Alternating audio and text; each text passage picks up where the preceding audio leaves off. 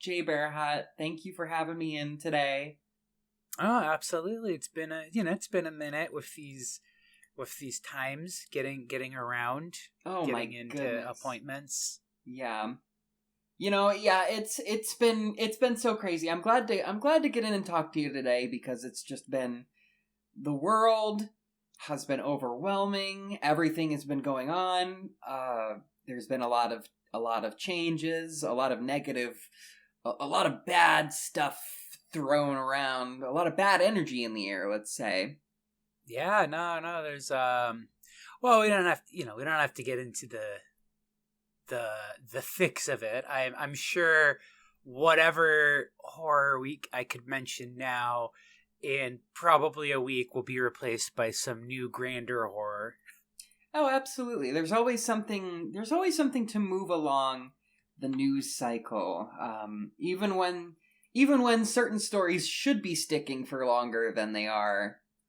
Yeah, well, it kind of feels like maybe some things should be getting more attention. Mm-hmm. You know, maybe there's like conversations that could be happening for longer than they're really sticking around in the consciousness before it's just on to another conversation.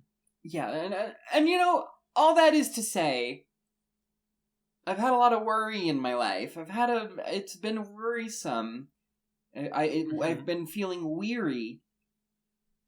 And I just want to know if sports is going to be okay. Oh, well, I mean, thankfully in this country, I always say sports is kind of like a religion. Yeah. And in this country, there's three things we love: God, guns, and sports. And thankfully, sports is actually ranked higher than both of those. So that's sports.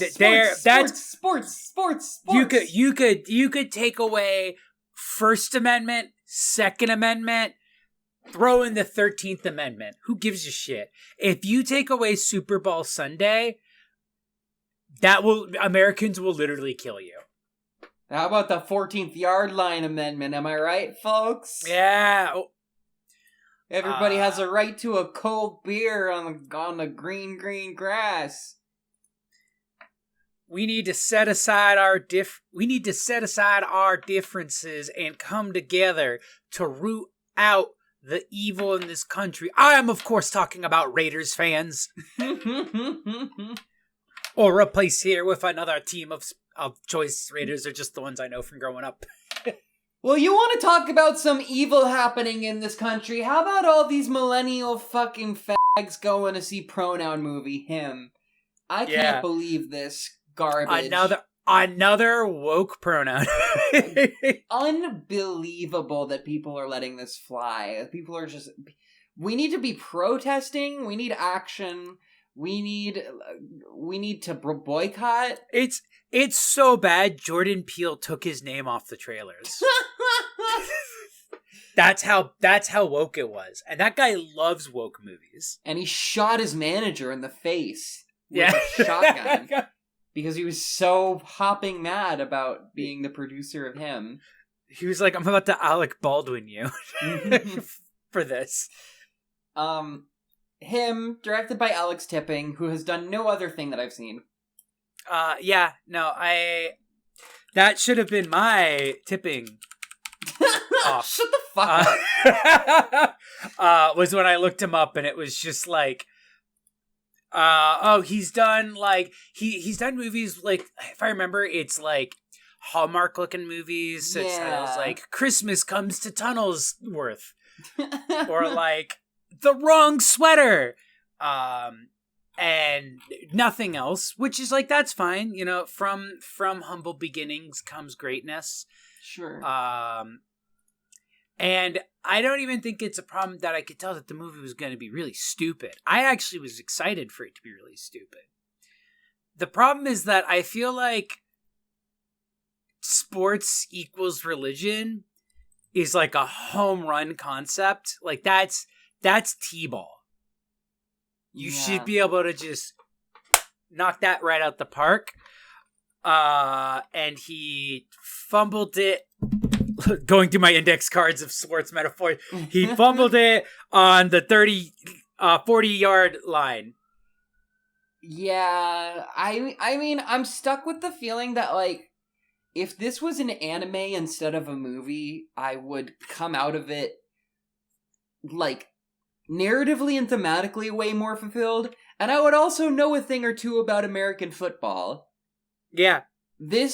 Him does nothing for me on any of those fronts. Well, okay, so first off, one, like, huge mistake they have is they have that scene at the beginning where he throws the football at the 2 poles of the goal thing. Yeah. Horrible aim. He's supposed to throw it through them.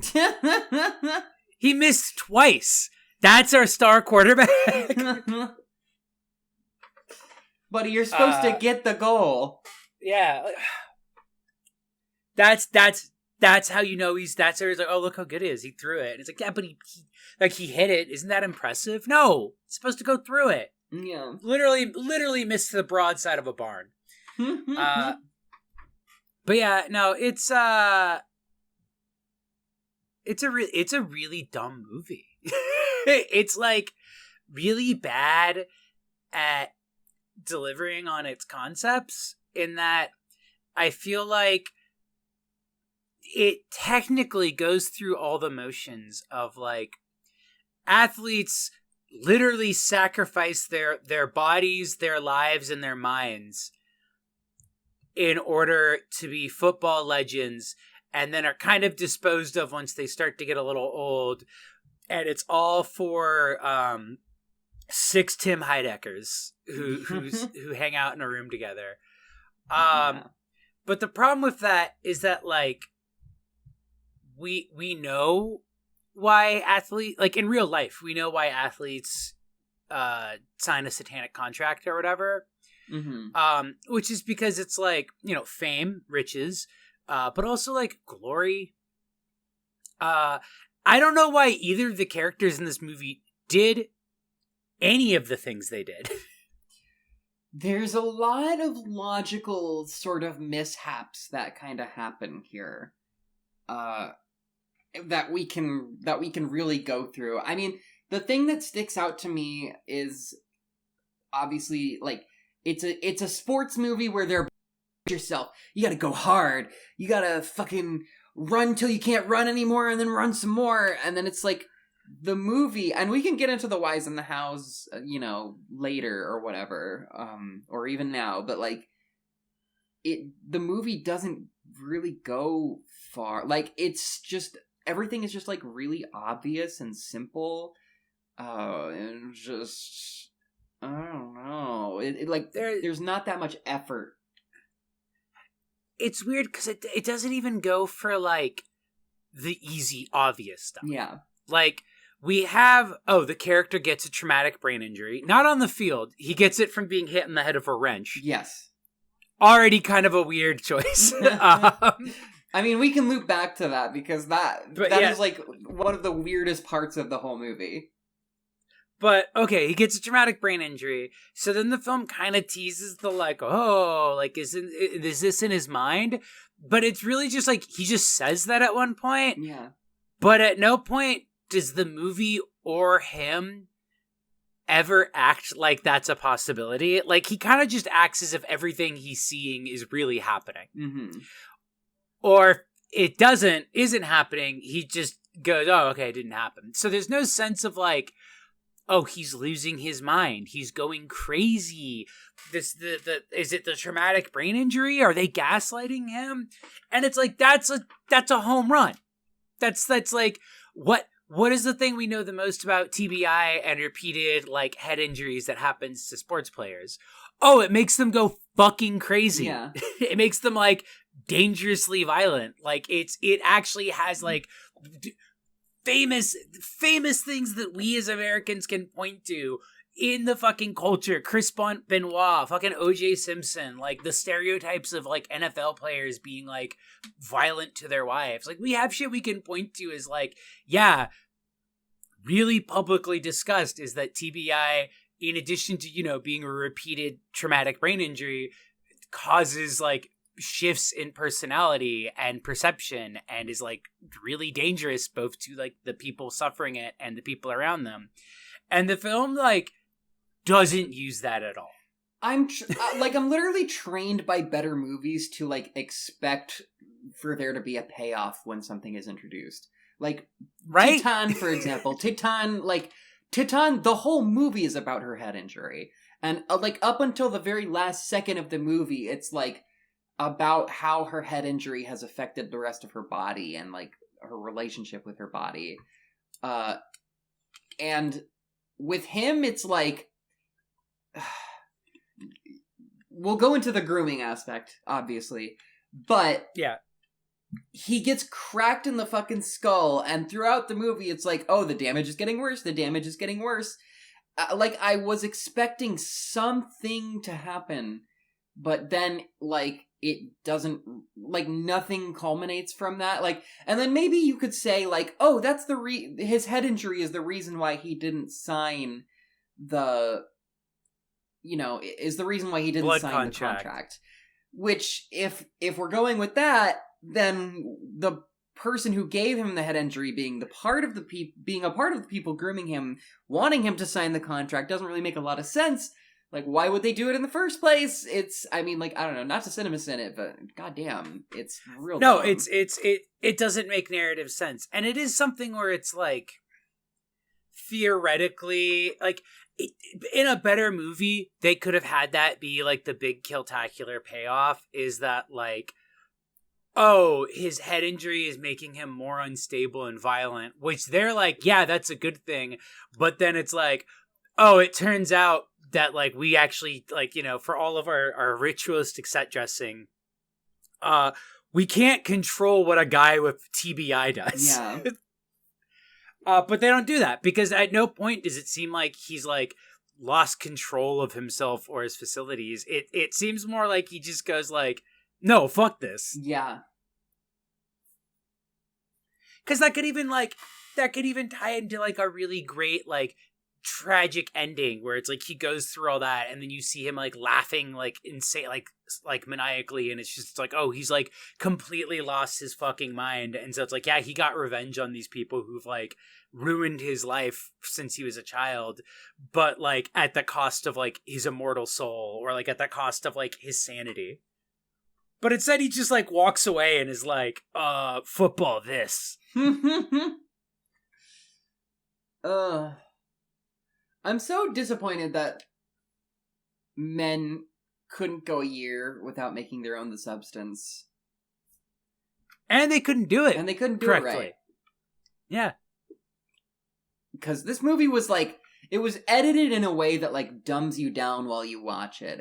It's pure like TikTok editing, which I thought, I don't know, I didn't necessarily think it was like bad or a misplaced editing style. Stylistically, I think the movie kind of holds water. Like the cinematography is good, the editing is good. I mean, there's some choices like that fucking X-ray imagery is just so cool. Yeah, no, that's what sold me from the trailers. Is it's like, okay, this is probably a stupid plot, but it looks like it's got like a really good confidence of like imagery, like kind of going into like satanic ritualistic versions of like Cremaster cycle shit. Yeah, like halftime from hell kind of shit. But it's like it plays everything else, like not even just safe, but like doesn't even get off the bench. Yeah, that those stylistic things end up not really like mattering, because it just ends up being like flavor text. Yeah. Because even the TikTok editing could have been great for, again, like, oh, the character is like becoming dissociative. This should have been like fucking PlayStation Boy, Perfect Blue. Like this should have been like make boys scared by making the main character like be insane and like going insane over the course of the film, and like you as the audience are also like being gaslit. Though, because even then, like There's like the fucking scene when like the insane fan breaks in, which could have been cool. But then it's like the immediate payoff for that is the next scene. He's like, "Oh, that woman," and he's like, "Oh, what woman?" Right. And then he immediately goes, "Oh yeah, that woman." And it's so it's like you had like you couldn't let ambiguity sit for like 10 seconds. For like 10 seconds, you were like, did he imagine that? Is he gaslighting him? And then he's just like, oh, never mind. I remember the woman you're talking about now. One like positive aspect of this movie, or positive effect, I should say, and you'll like this as my therapist. Yeah. It made me feel really smart because a lot of the visual metaphors were just really dumb. For example, the Last Supper shot was really fucking bad. Oh god, I have not groaned that loudly at an image since Promising Young Woman. The only time I've ever groaned louder in a theater was 30 minutes before that when they played the Avatar 3 trailer. But there was that, it was that, there was the goat stuff, I found just really brain dead. Everyone just keeps repeating goat, and it's like, get it? Like a sacrificial goat. Like a satanic goat. It's literally like Beyonce numerology level, like. Great example of, like, this movie being so stupid to the point that it gets in its own way is his sports team is called the Saviors. Yeah. But also their mascot looks like a guy in clan robes. Oh my god. Like, pick a fucking metaphor.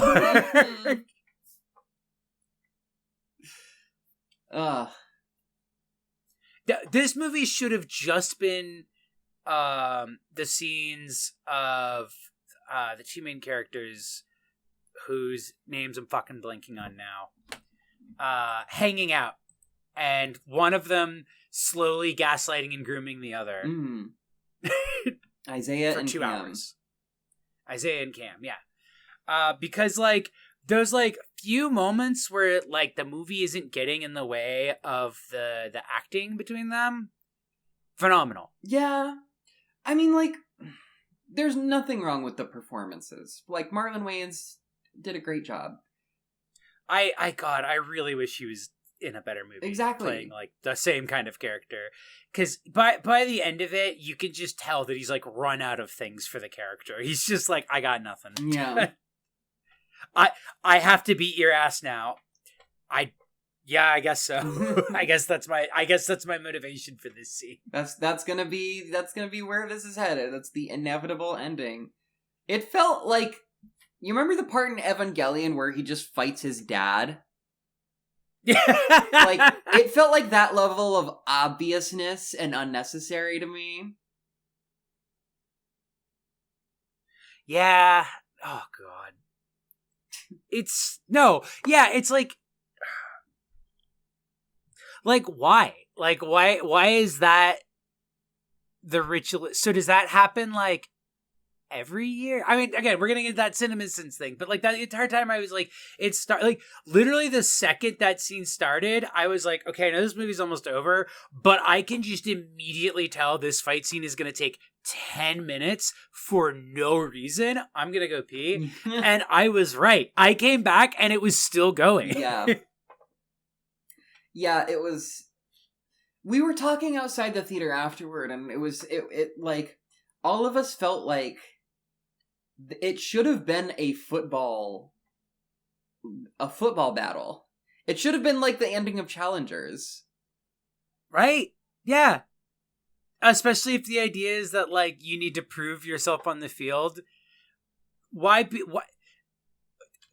How do they explain it otherwise? Where it's like, yeah, every time a new goat appears, the old one is found beaten to death. He's found with his head caved in like he got weapons. Yeah, like what is happening there? That is ill thought out. Also, like, weird, like, unengagement with sports culture, where it's this idea of, like, there's the one guy and he's the GOAT. And not that, like, sports culture is built around, like, yeah, it's built around, like, the celebrity guy, but it is also built around, like, teams. But it's kind of implied that it's just this team that gets this guy every couple decades. So is it, like, do they just, like, win every game? Like, like, what? Another interesting twinkle they could have added is all of the teams have their own contracts with various demonic entities. And so there's an even meta game being played on top of that, where the true owners of all the sports teams are various demons playing essentially fantasy football with real football. This movie is criminally uninterested in sports. It does not give a fuck about American football and how it works, how the fandom engages with it, how teams are actually run. Of all the, like, sports fandoms to pick, to have the first opening scene be the super sports fan go, that's what being a man is about, while pointing at a severely crippled and injured player. I feel like football is the worst one. Like, football, famously a sport where people are like, yeah, I'm glad that my favorite athlete broke his leg.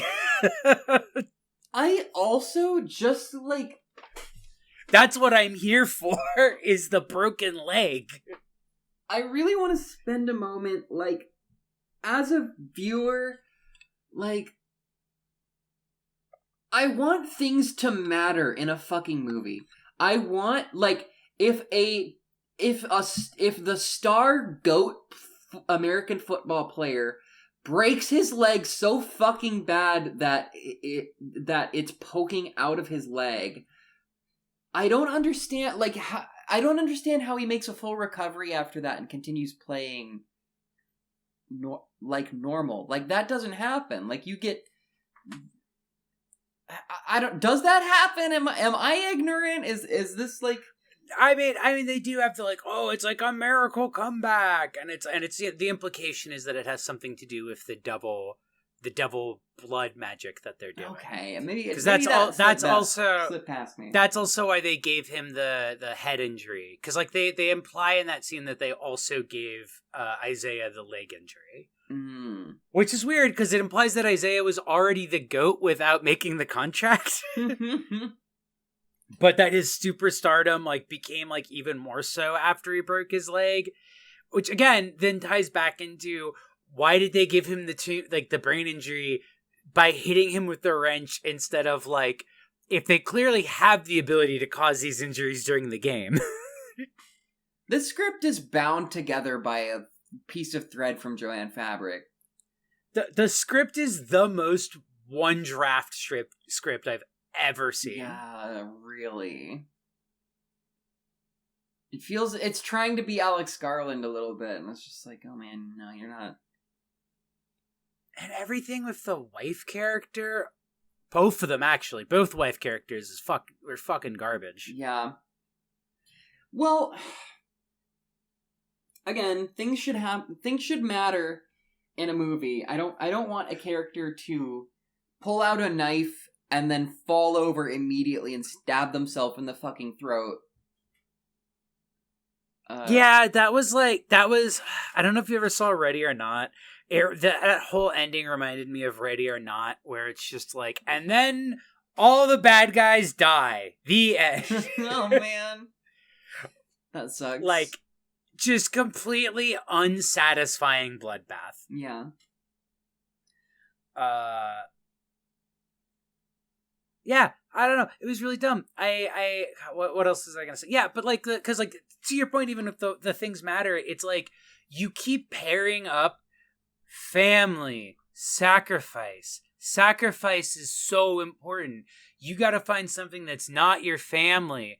you gotta not care about cheating on your wife or hurting your wife, because you gotta sacrifice and be willing to hurt anybody, like family, and not calling your mom. Anyway, the sacrifice is me, Isaiah. Like, why did you keep emphasizing the family then? Especially if then there's the reveal that, oh, also his dad, like, set him up for this the entire time. Yeah. Yeah, the family is, like, barely in it. He has, like, a brother who disappears from the film, and his mom calls him constantly, but I guess his, like, fiance doesn't. Like, his fiance just, like, fucking evaporates outside of that one dialogue exchange. Because he never mentions her. He's never like, oh, I'm doing this for, I love my wife. I guess the closest is then, like, the line where he's like, oh, you can have a bunch of little, like, Africans or whatever running around. Okay. But, like, she doesn't exist in the film outside of that, and she barely even exists as motivation for Cam. Yeah, they could have done a 7 thing where they have to, like, football battle, or else your fucking fiance and your mom die. I thought they were gonna go for, like, a like Kanye conspiracy thing. Wait, where it's like, explain. Oh, there's like one of the big conspiracies about Kanye and, like, why he's so crazy now is because he like Illuminati sacrificed his mom, because it was, like, after his mom's death that his, like, career took off. Oh yeah. And, like, again, the way they kept emphasizing the mom and family and sacrifice, I thought that was going to be it, was that it was, like, they were going to kill his, like, basically, like, oh, the blood price that has to be paid is, like, your mom is going to die. And it being, like, you have to make your choice. Like, that is the ultimate sacrifice. And maybe some, like, throwaway joke about, like, sacrificing his wife. Or not throwaway joke, but, like, possible, like, oh, or you can, like, have your wife killed, but, like, we usually prefer some, but, like, you're closer to your mom, so we're gonna do that. Yeah, a lot of different ways they could have gone that weren't you have to kill this guy that you met, like, less than a week ago.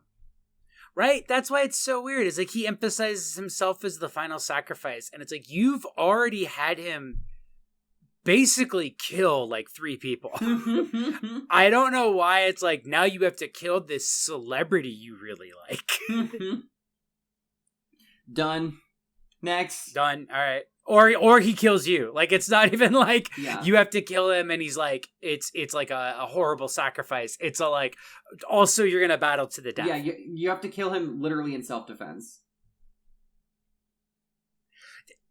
The insane, like, I love screenwriting line where they're taking the bets on the shots, and he's like, no, I like to earn my things. Tell you what, if I miss this shot, you can have all my youth. Like, what the fuck does that mean? Because, like, obviously within the text of the film, it's like, oh, I can ritual sacrifice you and take your youth. But, like, Cam doesn't know that's what's going on. Right. So what did he mean by that? You know, probably don't think about it. Doesn't stand up. Hey, doesn't seem like the fucking screenwriter did. There was nothing really wrong with the cast. It's just sad to see everybody here. When it could have been, like, Tierra Whack as, like, a cameo is fucking crazy. I'm sorry, that's insane. And obviously we have Tim Heidecker, who's doing his play, just really phoning in a version of his character from Us. Yeah. I found that his, like, a lot of his lines were just, like, really obvious. You could almost see him, like, cringing while reading them or something. It's just, like, his first line in the movie is, like, your mom sucked my dick, blah, to, like, someone who's asking Cam a question. Yeah. Oh, God. I don't know. Not a lot to chew on there. No, yeah, I mean, It must have been he must have been doing it as a favor. This is a called in favor role. All right, Jordan, I'll do it. If no Jordan. One else will. The absolute all the other evil guys, fucking terrible performances as well. Just yeah. Just, I'll have your family killed. What I was like, that is delivered like a fucking Tim and Eric line. Like they were all pretty bad, yeah. So disappointed. There's so many elements of that final scene that like should have been great and were good, but were in service of the most nothing, like airless fucking scene. Yeah, and it's like, I don't know, I feel like it didn't go far enough on the Satanism thing almost. It just felt like this clumsy parody, the movie didn't have respect for its own characters enough to like make the final scene actually like menacing in any way. Like it's really just like dumb and obvious and naked, and like these characters, like there's no like menacingly smart character to be seen. Like everybody's bumbling and dumb. Tim Heidecker is bumbling and dumb. He literally just says, "Yeah, dumbass, we groomed you ever since you were a child," using the word groom. I love that exchange because it was the most like, did you get a note telling you that people couldn't connect like the extremely obvious, like your dad was killed as part of like the sacrifice to start you on this path, as like, oh, every moment in your life has been like leading up to this, right? Which again, if you're gonna do like some fucking Hereditary shit, go all out with it. I mean, I guess making scary movies is hard. It's not easy. Yeah. And if you want to make just a dumb satire, just make it a dumb satire. It could have been fun that way too. It's true, yeah. But it's so trying to do like serious horror, but also like Jacob's Ladder horror, but also like heavy-handed satire, and it does none of that. Like, I don't even need the movie to have anything to say. I just want it to be interested in its own premise. Yeah, that's the hard part these days. Keeping interested in your own little story, making your characters, you know, point A to point B. Have a point at either A or B. Am I right? What else? Oh, hated the weird fans is like, oh, it's like they're like a cult religion. Not how sports fans are. Not even a sports fan. Just was like, that's not.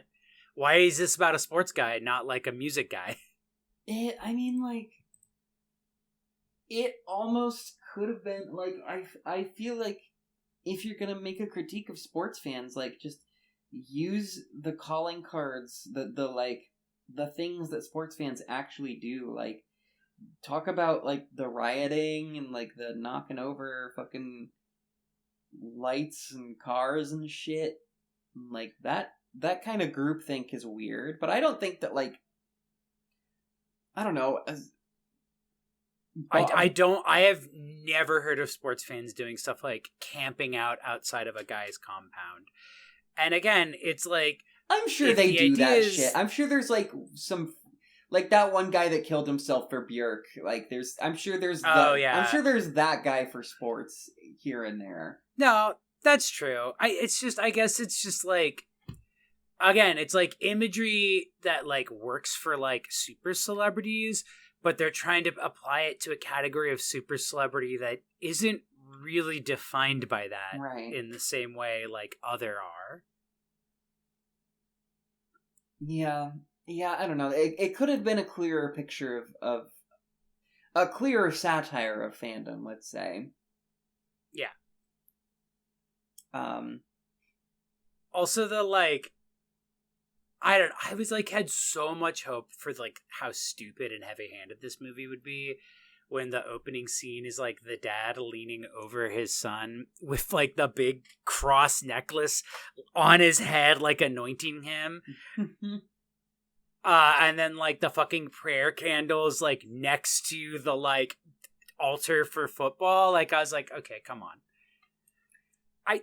I think it should have been like, if you're gonna be that heightened in it, like the whole thing should have been that heightened. Yeah. But it keeps trying to like ground everything, and it's like you can't do that in the same universe where the football team is called the Saviors. Yeah. I mean, it's also this problem. It's just like it kind of wants the audience to do the groundwork of like having these themes feel weighty, you know, like this sort of battle of good versus evil, battle of God versus Satan, that we're supposed to be, that the viewer is just supposed to be Americanized enough to understand the ins and outs of, which I think is just, I don't know, it's just so, it's so, not everyone's a fucking Christian, man. No, that's a good way to put it. It kind of does put a lot of stock in this idea that like you have an emotional investment in these. Yeah. Or like you have a like disdain enough from them that you're not going to notice that like they're kind of weightless, load-bearing concepts. Yeah. Like this movie feels like it's made for people who hate religion and sports enough but are completely incurious about it. And like, if you're gonna make a movie that's for the like religious psychosis crowd who, you know, think that like LeBron James is signaling Satanism because he did a satanic hand movement during this part of the game or whatever, like if you're gonna make a movie that like kind of caters to that mindset, you have to be smarter than them, and you have to have like the acumen, the sort of like visual reference points, I would say. I feel like you have to take their delusion more seriously than they do. Yeah, you have to be Catholic. I'm sorry, you just, and I say this as an unaffiliated, I'm agnostic, but like I feel like you have to be jerking off to the Bible level of like into that level of milieu about the inner goings on of God versus Satan. If you're gonna do that in a sports movie, you have to be. If you're gonna make the loaded decision of cramming that into a sports movie that, you know, is already loaded with metaphors. Sorry, go ahead. I was gonna say, yeah, I know. You have to be someone who would show me that TikTok and be like, "That's so scary, isn't it?" Like, you have to think that that's really scary. Yeah. Or, like, believably enough buy into understanding why that would be really scary if it was real. Yeah. Just give the script to Paul. Give your script to... You know which Paul I'm talking about. Give your script to Paul. We all know which Paul you're talking about. And he'll punch it up. He'll give you the Catholic guilt trip. He'll give you that Calvinist spit shine. And it'll make a lot more sense. Everything will make a lot more sense. Because, I mean, like, how many fucking biblical stories of sacrifice could they have pulled from for that final confrontation that would to have made it better than just them fucking fighting? Right? Oh, God. Autism be damned. That boy Paul can write people. Kind of a sauceless film. Yeah. Lacks the sauce. Lacks the juice. Needs the mojo. Is not the GOAT. It is not the GOAT. But I am way more excited for the movie that is actually called Goat and is actually like I think a more appropriate thing to do with the goat visual metaphor is to just make a furry movie with an actual goat who learns how to play basketball. And thankfully they're doing exactly that, and that movie's coming out this year and I get to watch it. They should also make it so that at the end of the film he's sacrificed to Satan.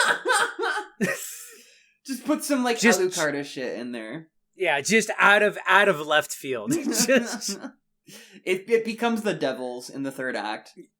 That would be fucking awesome. More movies need to be unafraid to just have the third act take a completely left turn. Yeah. We need more Catholics. And like from birth Catholics. None of this JD Vance adult convert shit. Come on, get the fuck out of here. We know I know a Mormon when I see one. Yeah. JD Vance is spiritually Mormon. Yeah, no, there's that man wouldn't know guilt if his own mom succeeded in selling him for a perk. Oh boy.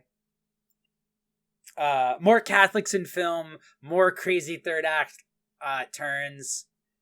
Better writing. Better writing.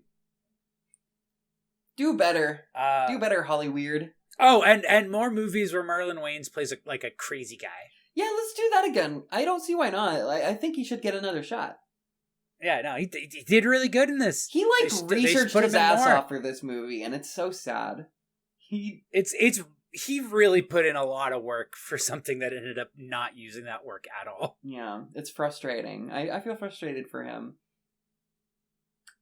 Oh well.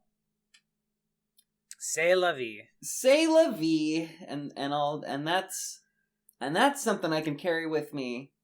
That's the darndest tootinest truth. That's all him wrote. That's all him wrote. We got all the pronoun movies. Her, him, and they, them. They, them. It. Yeah, that too. I guess we need like a Z or like a neo. I guess goat can be the neo pronoun movie. Maybe. Yeah, I think it'll take a brave filmmaker's hand to wade into the waters of neo pronoun cinema. I was gonna say to make the first noun self film. We need Therian cinema. Hey, you say that like we do have Ruckus, which is I feel like pretty damn close. We're getting close, yeah. We're getting there, yeah. I guess we have Night Bitch. I guess that's honorary thing. Oh man. But I hope this session has been really productive for you. I hope you feel more assured that no matter how many bad sports films or horror films that come out, sports will always be there. It will always be okay. The train will always be delayed 40 minutes because of Mariners fans. No matter how far ahead you plan, your commute will be fucked by sports fans. Yeah. I like to just unplug my headphones and blast Death Grips and blow ass on the train in that situation. I like to ask everyone what sports ball. And I go, hey, sports ball? Sports ball! Hey, sports ball? Cool sports ball costume. Who got injured today? You guys gonna go riot later? Fucking losers. Actually, okay, before we go, extremely funny thing I learned in Philly is that Philly is like a fucking cartoon city. And that whenever sports games go on, the city goes around and greases up the light poles so that people don't try to climb them. That is a cartoon. That's a Family Guy joke. Yeah, right? But it's like, no, that's like, was like, they were telling me that as we were walking around. Because they're like, yeah, see how they're all covered in oil? That's why. That's fucking awesome. What a great place. I love Philly. I gotta go. Well, yeah. So I guess that's it. In fact, as I was saying earlier, though, you probably should probably should get going. According to One Bus Away, all of the buses have been canceled so that they can drive the sports guys back and forth on the field. That's okay. I'll just walk 13 miles home, and okay. I'll get assaulted 3 or 4 or 5 or 7 times, but that's the price of living in the city. That's the price we pay to have a team that has won occasionally. Sometimes at some point. Go sports! Go sports!